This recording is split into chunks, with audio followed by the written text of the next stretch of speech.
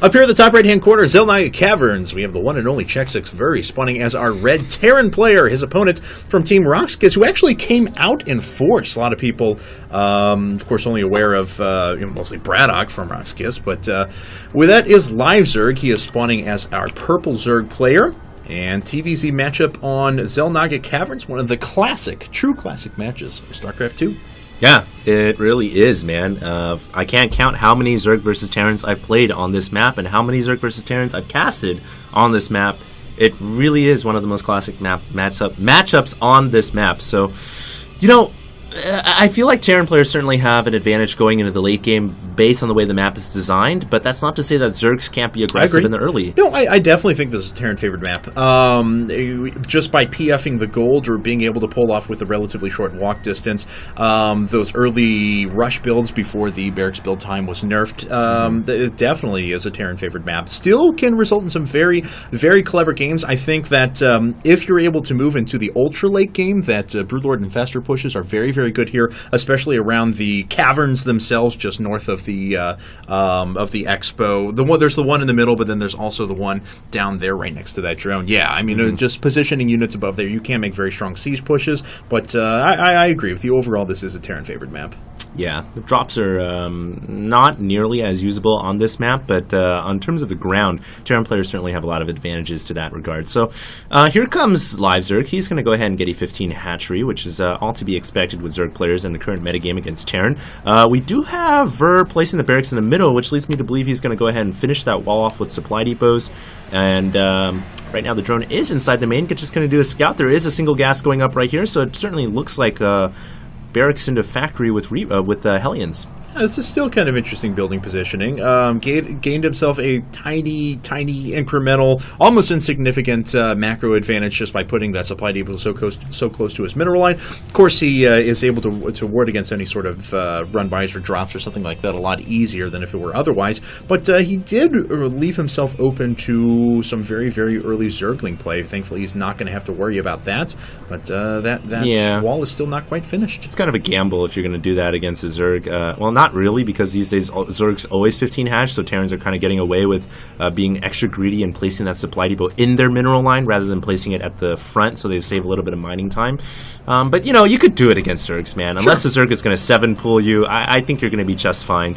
And so now here comes LiveZerg. He's going to get his gas. He's going to get his pool. Queen's no doubt going to be on the way 2 at a time, but he's going to have to think about getting something to defend against those Hellions, which, whoa, Ver right now lifting off his barracks, and he's going to get the factory inside his main. Now he's actually really vulnerable to some Zergling aggression. I'm not quite sure what the thought process is behind this. All signs still point towards a normal reactor Hellion expand. No, not quite, though. The expansion came down, but he decided to put down a tech lab. So maybe he wants to move. There's a Hellion coming up. All right, well, we're just going to have to sit back, wait, and see.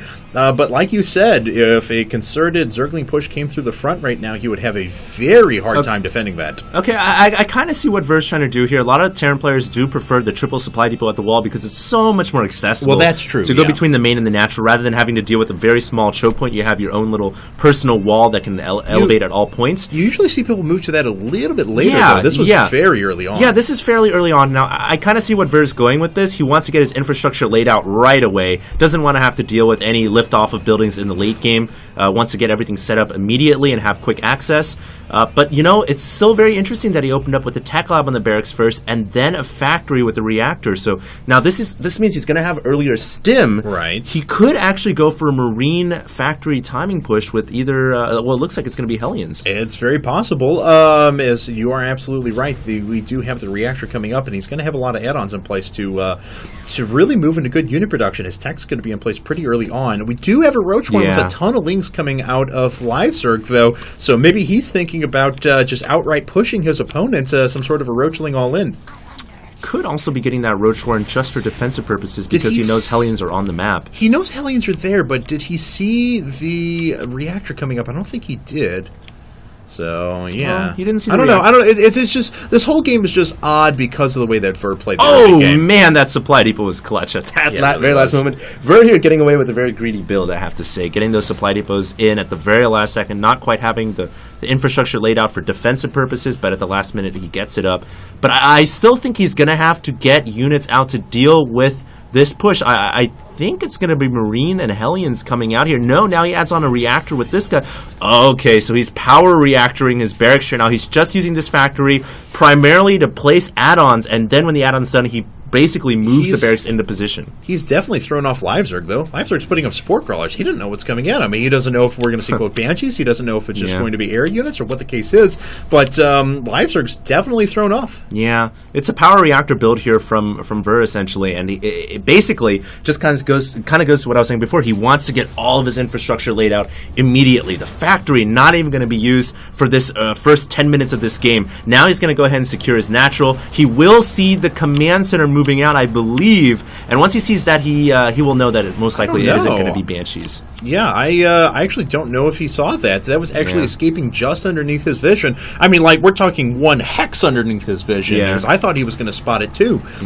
Here we go. Ver looks like he's going to load up for a drop, or at least put on some sort of an attack. Let's take a look back at LiveZerg's base, though. He does have layer tech just about to finish up, along with +1 melee.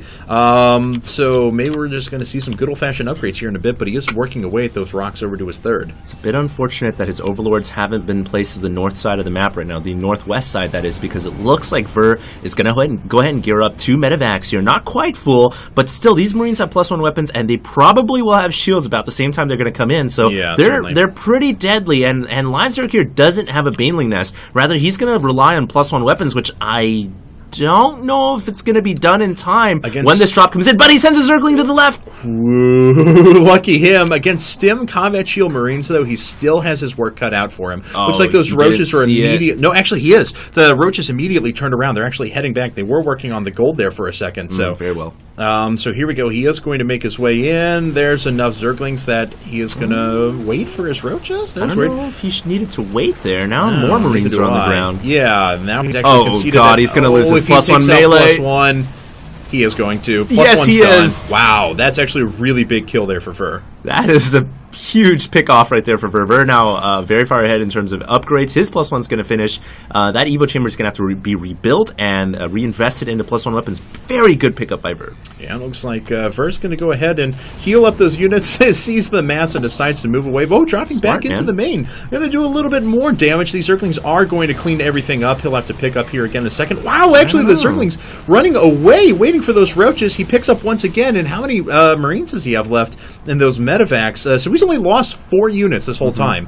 Yeah, actually, Ver's doing a really good job with these 2 medevacs, and this is just LiveZerg not prepared, really. LiveZerg was thrown off by the build, by the scouting information that he detected. He thought there was going to be Banshees. That's why he threw up Spore Crawlers. If he knew there was going to be medevacs coming out, I would have imagined that he would have gotten a quicker Spire, maybe quicker Infestors, something to deal with the medevacs. But as it stands, he's lost early +1 weapons. He's taken some damage. Nothing that he can't recover from, but he is a little bit behind right now. I will give him his creep spread is very, very good at this point in the game. Oh, absolutely. And he's kept very good map control as well. And even despite those losses, he's at 115 supply less than 12 minutes into the game, and that includes mass infestors, which are actually hitting the field right now. So he has certainly still played a very, very competent game. In fact, Ver, maybe to a degree, hasn't played as strong of a macro game as I would have liked. As you see, he's spamming down 6 racks and an armory at the same time, so he had a lot of resources to cash in on there in a second, and nothing really to spend them on. Yeah, it looks like Ver was supply blocked. He is supply blocked. It looks like Ver was more focused on kind of getting his infrastructure down with the power reactor, getting the expansion down, but then he let his macro slip just a little bit. He's going to recover, though, with all the barracks he's got. Overlord sees the drop, though, so we'll see how LiveZerg actually reacts to this. And it looks like he's already sending a bunch of units over to the right-hand side. I love the Infestors on the field, too, Cats. I mean, these Infestors with a well-placed fungal can deal with the Marines and the medevacs. Oh, no. Very easily. Oh, this could be a disaster. I don't think Ver has vision of the high ground. Zerg doesn't have vision of the high ground, but he's bringing his infestors back, just anticipating it. He sees the outline of the medevacs in the fog of war, and he brings his units up, but it doesn't look like his infestors are going to catch those medevacs. No, it doesn't. Unfortunately, infestors are pretty slow off a creep. Yeah, they are. Looks like one rogue marine does go down, but those medevacs are going to retreat and be headed back to the army. Now, Ver does have a very defensive position, but come on, man, where are your expansions?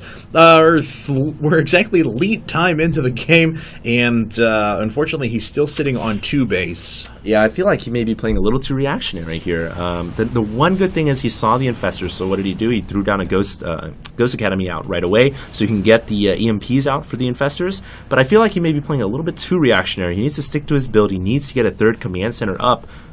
There it is. Okay, so he does have a 3rd command center. He's going to fly that out. All right. But still, that creep spread is so good now that he's going to have to take down creep tumors. Yeah, and just by trying to take down those creep tumors, there's a big enough army that's sitting out there for LiveZerg that he has the potential to move over and disrupt most of those units. It looks like LiveZerg actually saving up a bunch of gas right now.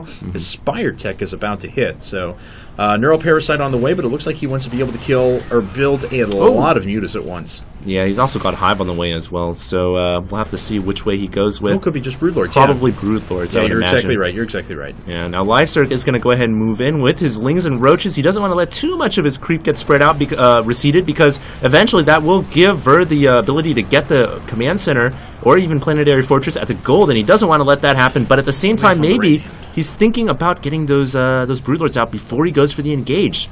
And Lone Viking sitting over on the right-hand side picked off 1 Overlord, but there was nothing really else up there. There you are. Greater Spires coming up with 5 Corruptors on the way, 2-2 upgrades.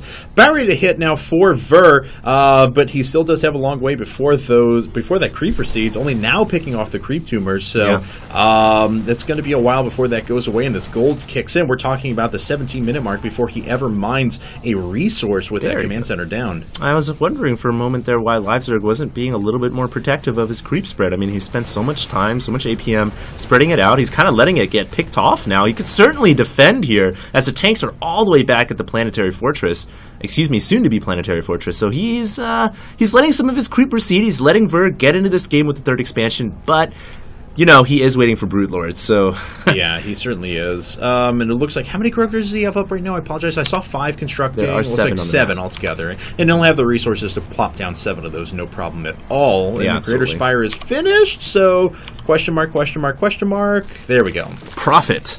There's Broodlords on the way. Step Adrenal 2, glands. Question mark. Yeah. Step 3, profit. Adrenal glands are on the way right now for Zerglings, and that, combined with the Broodlords, could be a very devastating force. I don't know if Ver's going to have enough of an army to deal with this. I mean, he's mostly Marines here. Oh! Growth! That's actually... Is he going to get another fungal? Oh, God, those are all so low health. He doesn't want to risk the infestors, but those Marines, they have basically no health now. That was a huge amount of damage that was done. At the very least, he's going to force these medevacs to waste all of their energy healing up these Marines. In fact, I don't even think he has enough medevacs to heal all the Marines in time. Now the Broodlords are going to shoot down their Broodlings, and as soon as the Broodlings hit, the Marines fall instantly, not to mention the siege tank friendly fire just disastrous amongst these diseased Marines. Yeah, this is about a good engagement as LiveZerg can hope for. Tanks! He's actually killed the vast majority of his opponent's humanity, the tanks are all going down! Anything. Wow.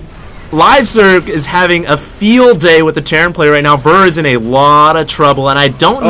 Fungals. That could be the contagion that ends it all. Painful. That could be it.